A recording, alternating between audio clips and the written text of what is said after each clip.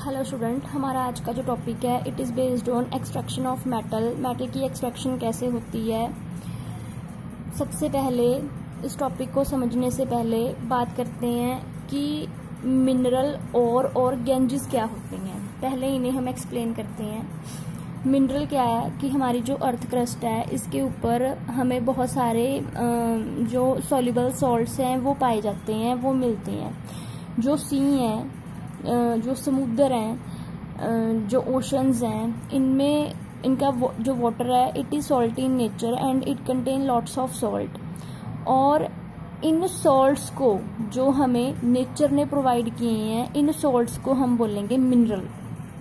Means natural occurring जो होते हैं अर्थ क्रस्ट के नीचे से जो निकलते हैं, जो धरती जो हमें देती है, प्रदान करती है, उन्हें हम मिनरल बोलते हैं। अब सपोज करो हमें मिल गया NaCl, नमक मिल गया NaCl।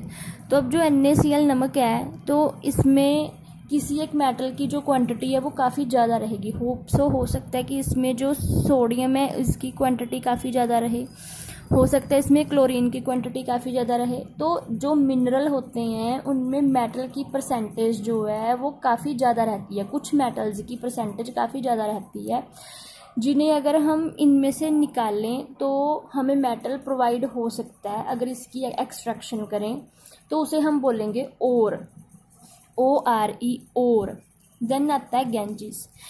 जो हमें धरती के नीचे से मिनरल मिले हैं, इनमें गंदगी पाई जाती है। उस गंदगी को, तो जो इम्प्योरिटीज़ रहती हैं उन्हें हम गैंजेस बोलते हैं। अब आपको नमक मिल गया, आपने क्या किया, NaCl समुद्री पानी ले लिया। समुद्री पानी को आपने काफ़ी दिन तक खड़ा रखा, then it get evaporated and after evaporation आपको जो सॉलिड फॉर्म में नमक है वो अवेलेबल हो रहा है। तो अब ये थोड़ी होगा कि आपको NaCl प्योर फॉर्म में ही मिलेगा, उसमें मिट्टी के कण भी होंगे, उसमें कुछ लीव्स हो सकती हैं, उसमें कुछ डेड एनिमल्स हो सकते हैं, एक्वेटिक एनिमल्स हो सकते हैं। तो वो क्या है, वो गैंजेस है। अब नेक्स्ट है जो एक्सट्रैक्शन ऑफ मेटल है। तो उसके लिए मैंने पहले ये एक्टिविटी सीरीज लिख ली है। आपको ये एक्टिविटी सीरीज लिखने का पता है, मैंने अपनी प्रीवियस वीडियोस में I have discussed that how to write that activity series. This activity series is divided into 3 category, और वो 3 कैटेगरीज हैं metal of high reactivity, metal of medium reactivity and metal of low reactivity. तो अब पहले बात करते हैं metal of high reactivity. जो हमारे पास एक्टिविटी सीरीज है इनमें एल्युमिनियम तक जितने भी मेटल आते हैं ये सारे हाईली रिएक्टिव मेटल हैं, और इन्हें एक्सट्रैक्ट करना इतना इजी नहीं है, और ये हमें फ्री स्टेट में भी नहीं मिलते हैं। इनने हमें इलेक्ट्रोलाइसिस मीन्स इलेक्ट्रिसिटी की प्रोसेस से, with the help of electricity we have to purify it. Next, from zinc to copper जो भी हमारे पास मेटल आते हैं, these are reactive but their reactivity is low as compare to metal on the top of the series. तो इनकी जो reactivity है ये मीडियम है। और ये जो हमें बिलो द सीरीज हमें जो मेटल मिल रहे हैं, these are less reactive, least reactive metal, and these are available in free state. ये फ्री फॉर्म में मिलते हैं, जैसे कि सिल्वर है, गोल्ड है, ये फ्री फॉर्म में मिलते हैं। अगर नेचर में आपको ये ऐसे ही अवेलेबल हो जाते हैं, इनके साथ ना कोई सल्फर लगा होता है, ना कोई कार्बन लगा होता है, ना कोई ऑक्साइड होता है, ना कोई कार्बोनेट होता है। अब नेक्स्ट बात आती है कि हाँ, पहले बात करते हैं हम metal present below the series.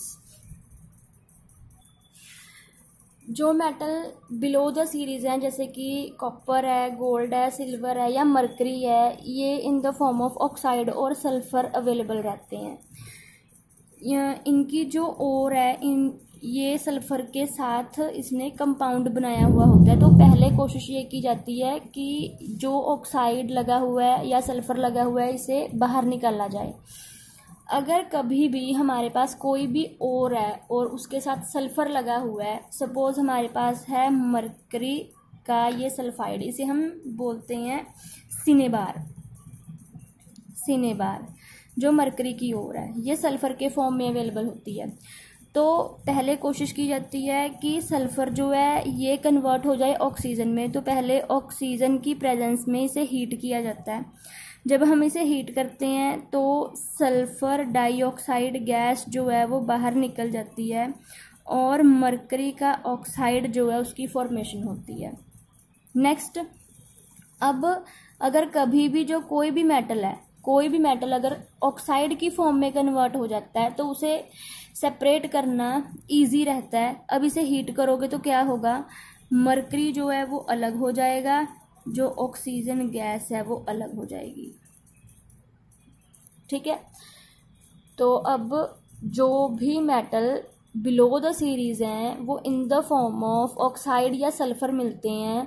तो अगर वो सल्फर की फॉर्म में है तो ऑक्सीजन की प्रेजेंस में उसे हीट करेंगे तो वो ऑक्साइड में कन्वर्ट होगा। अब अगर वो ऑक्साइड में कन्वर्ट हो गया तो उसे फिर से हीट करेंगे तो ऑक्सीजन बाहर निकल जाएगी, वो मेटल हमें एक्सट्रैक्ट होके मिल जाएगा। वो चाहे वो सिल्वर है, वो गोल्ड है, वो मरकरी है, वो कॉपर है। नेक्स्ट सेकेंड टाइप आ रही है। अब इन मेटल्स की बात कर रहे हैं जो मिडल ऑफ द सीरीज आते हैं, जिंक, आयरन, लेड, कॉपर। अब इनकी बात करते हैं। जो metal middle of the series में आते हैं इनमें ये हमेशा ऑक्साइड, सल्फर या कार्बोनेट की फॉर्म में मिलते हैं। तो हर बार कोशिश यही रहती है कि ऑक्साइड की फॉर्म में ही कन्वर्ट किया जाए। अब अगर मान लो जिंक है सपोज, वो उसकी और जो है वो सल्फाइड की फॉर्म में मिलती है। जब हम इसे हीट करते हैं in the presence of oxygen तो क्या होगा, जिंक अलग हो जाएगा, जिंक ऑक्साइड अलग, सल्फर डाइऑक्साइड गैस अलग। ये हर बार का रूल है। सल्फर के फॉर्म में अगर मिलेगा तो ऑक्सीजन की प्रेजेंस में उसे हीट कर दोगे तो क्या होगा, ऑक्साइड में कन्वर्ट होगा।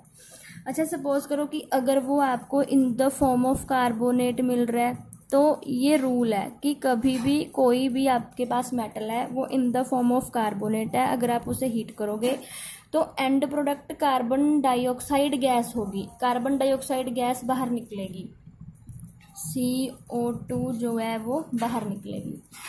अब क्या रहा, ZNO। अब सपोज कि हमें जो वो मेटल है वो इन the form of oxide available है तो क्या करते हैं, तो उसे in the presence of carbon means Coke. अब ये जो कोक है ये कोला भी हो सकता है, ये कोले की राख भी हो सकती है।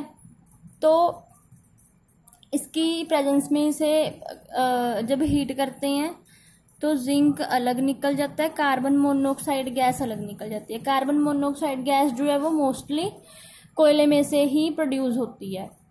ठीक है, तो ये है कि अगर मिडल सीरीज में जो हमारे पास मेटल आते हैं they are always present in the form of oxide और सल्फर और कार्बोनेट।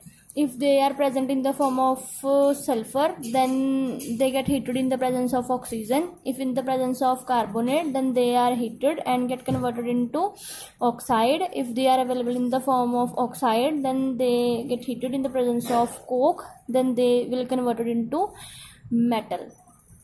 Next, कि कई बार क्या होता है कि ये भी मेथड जो है वो एप्लीकेबल नहीं होते, तो सेकंड जो है वो डिस्प्लेसमेंट रिएक्शन का यूज़ करना पड़ता है।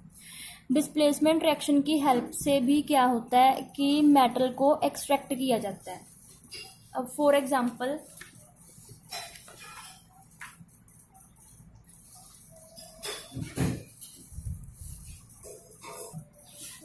एग्जांपल हमारे पास ये रिएक्शन है, आयरन ऑक्साइड है, it react with aluminium, then aluminium oxide and iron separate out. हमें हमेशा पता है कि जो आयरन है वो ऑक्साइड की फॉर्म में ही अवेलेबल होता है। अगर हमने इसमें से आयरन को सेपरेट आउट करना है तो एल्यूमिनियम जो कि हाईली रिएक्टिव मेटल है, देन आयरन, उससे रिएक्ट करवाओ तो क्या होगा, हमारे पास डिस्प्लेसमेंट रिएक्शन होगी और आयरन जो है वो सेपरेट होगा। इस रिएक्शन को हम बोलते हैं थर्माइट रिएक्शन। थर्माइट रिएक्शन, इसका यूज़ क्या है कि ये कोई भी जो हैवी मशीन है, लोहे की जो मशीन है या फिर रेलवे लाइन के जो ट्रैक हैं, उनमें आपने देखा होगा कि गर्मियों में in the summer season they get cracked, कि उनमें क्रैक आ जाता है। तो उस क्रैक को फिल करने के लिए क्या करते हैं, एल्युमिनियम का यूज़ करते हैं। जो एल्युमिनियम है वो उस मेटल के ऊपर डिपॉजिट हो जाता है और उस क्रैक को फिल कर देता है। तो 2 मेथड है मेटल को एक्सट्रैक्ट करने के, which are available in the middle of the series. First या तो क्या करो, ये स्टेप्स आप लगा दो, या फिर डिस्प्लेसमेंट रिएक्शन की हेल्प से भी आप मेटल एक्सट्रैक्ट कर सकते हो। अब नेक्स्ट इसके साथ ही टर्म आ रही है कैल्सिनेशन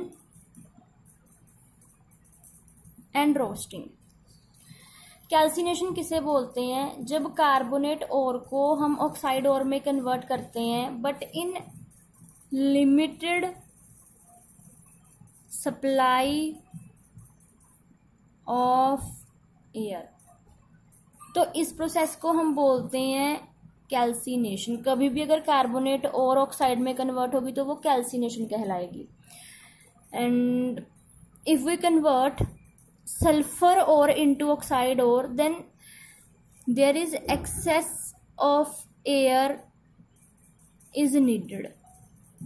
बहुत ज़्यादा हवा की ज़रूरत होती है, तो उसे हम बोलते हैं रोस्टिंग। हवा की प्रेजेंस में हीट करना roasting, in the limited supply of air उसे बोलते हैं कैल्सिनेशन।